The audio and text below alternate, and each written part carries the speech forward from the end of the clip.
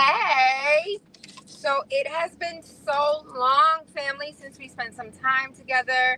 I am Tayla André, Taylor Made Real Estate Easy, and I have been sick. I was out with the flu A. I guess there's a difference between A and B, and it kind of kicked my ass.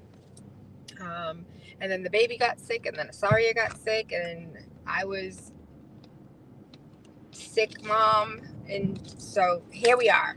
I want to make sure that there was a few questions that came up, and just want to make sure that I address those questions, and not only for those that have the questions, but for others that may also have the same questions. And so first and foremost, for those who do not know, I am Tayla André. I have been a real estate agent for 10 plus years, and I absolutely love what I do. I think the most important thing for me is informed decisions. I think in order for you to make the best decisions for your future, for your family, you have to have all the information possible so you can make the best informed decision.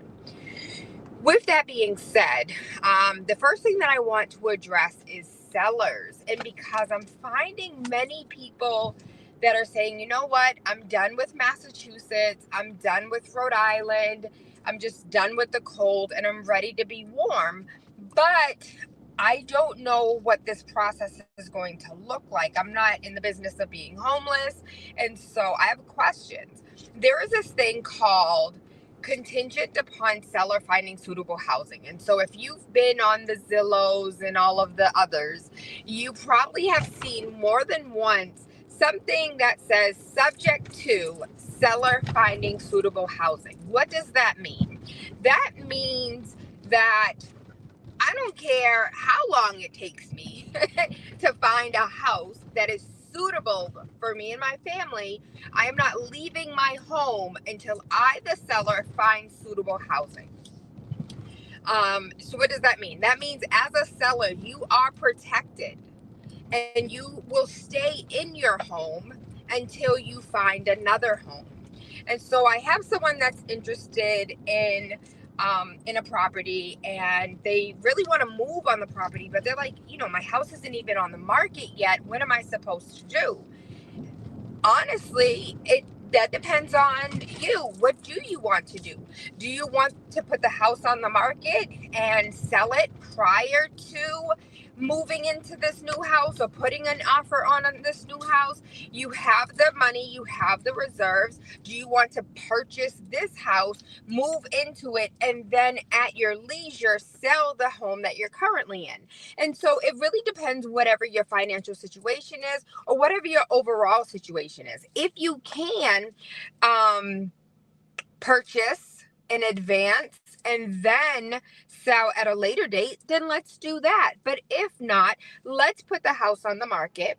Let's, inform everyone that this is subject to us finding suitable housing, which means that this could take you, buyer, longer to move into your home because it's taking me, seller, a little longer to find a home, to move into a home, to close a home. So even if the deal goes all the way left field and the house that the sellers are trying to buy is unavailable, it's not built fast enough, any and everything that could possibly go wrong may go wrong, but I'm still comfortable in my home because I can't be put out due to, what is it?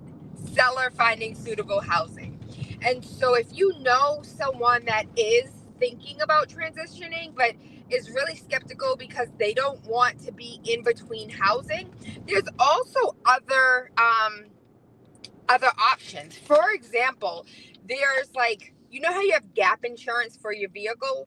There's a gap insurance for sellers, but it's not really gap insurance.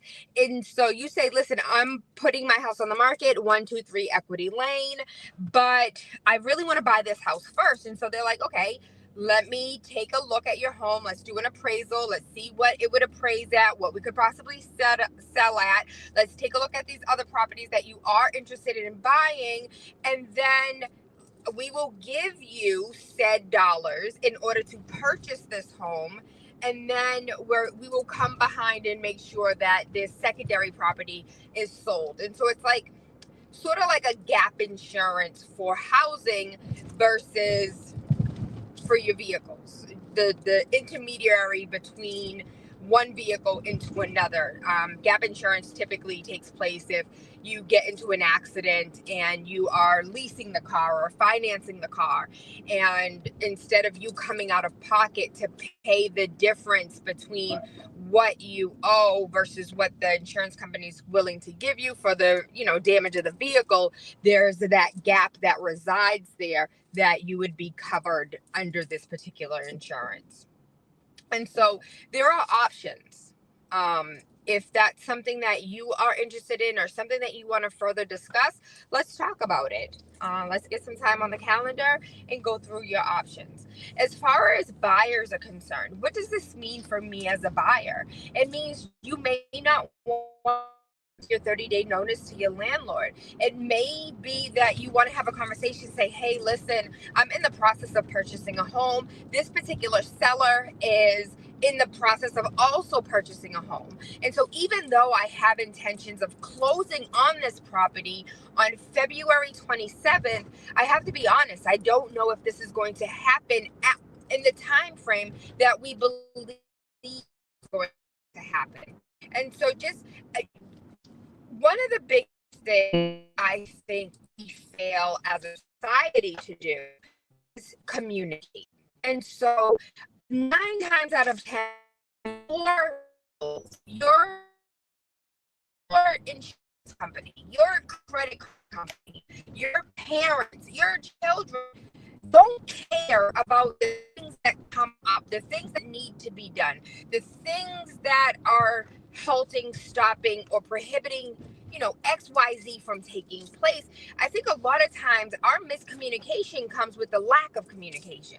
And so when people are angry and when people are mad, it's because they didn't have the information that they needed to then make different decisions. And so, for example, when it comes to your credit can be extremely faulty and, have a bad image of who you are as a person on paper because you failed to communicate. Now, if you tell your mortgage company, hey, listen, I fell on hard times, I lost my job, my mom is sick, my children are sick, there's all of these things that are taking place, I need a little grace.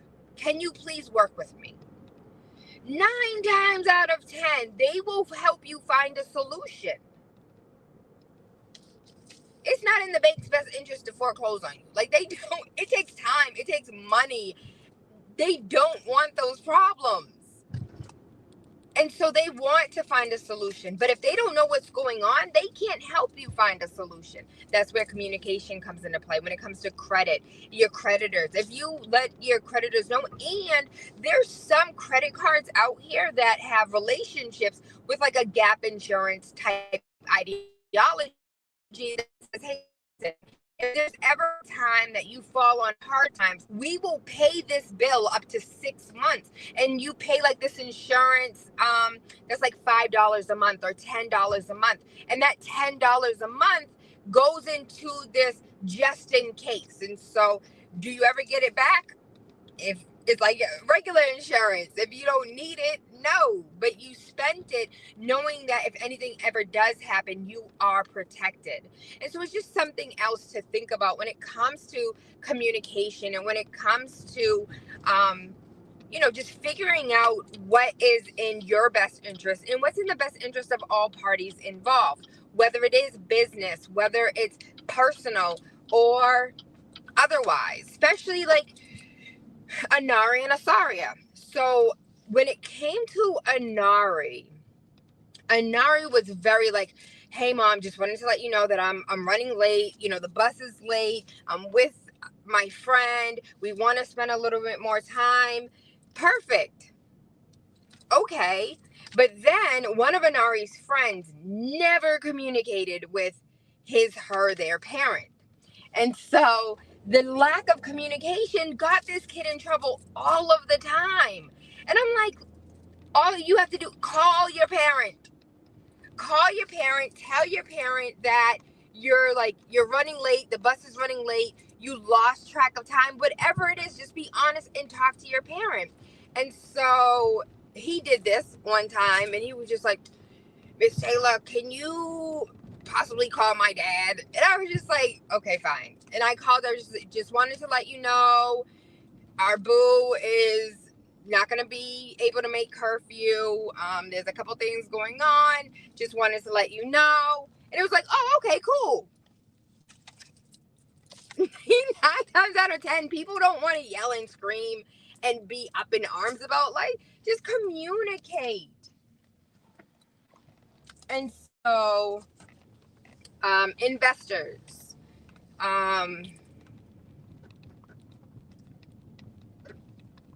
A lot of investors are actually pretty savvy buyers. They, even though they may not be investors already when it comes to real estate, they're investors already in like some type of business model, or like mentally, with their 401k, with their other forms of investments. What I found is many investors are investors prior to purchasing investment properties. And so they navigate the space a little bit more differently because it's more about numbers for them. There's very little to no feelings. There's nothing to feel. There's nothing to like connect with. It's like the numbers make sense. Let's make some dollars. And so shout out to my investors that are just looking at their bottom line and not really emotionally attached to whatever it is that they're investing in. And so I hope I covered many, if not all of your questions. If there's anything additional that I missed that you do want to know, let's talk about it. Or drop it in the chat, or go on and send it to me. Have an amazing day.